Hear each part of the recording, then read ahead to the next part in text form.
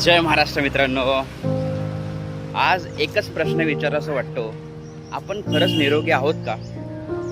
हा, आज मित्रांनो, आज 7 एप्रिल आहे, जागतिक आरोग्य दिन. पण आरोग्याचा विचार आपण फक्त आजच करणार का?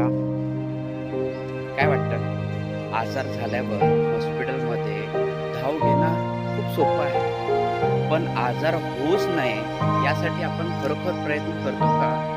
ही खरोखर कोणाची जबाबदारी आहे? आरोग्य म्हणजे औषध नाही आहे, आरोग्य म्हणजे सवय आहे. दररोजचा व्यायाम, संतुलित आहार, स्वच्छता आणि शांत मन हीच आपली खरी ताकद आहे. एक व्यक्ती निरोगी असेल तर खरोखर एक कुटुंब निरोगी असतं.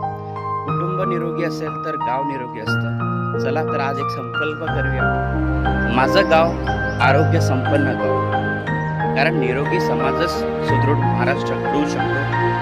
मित्रांनो, जागतिक आरोग्य दिवसाच्या सर्वांना शुभेच्छा. धन्यवाद.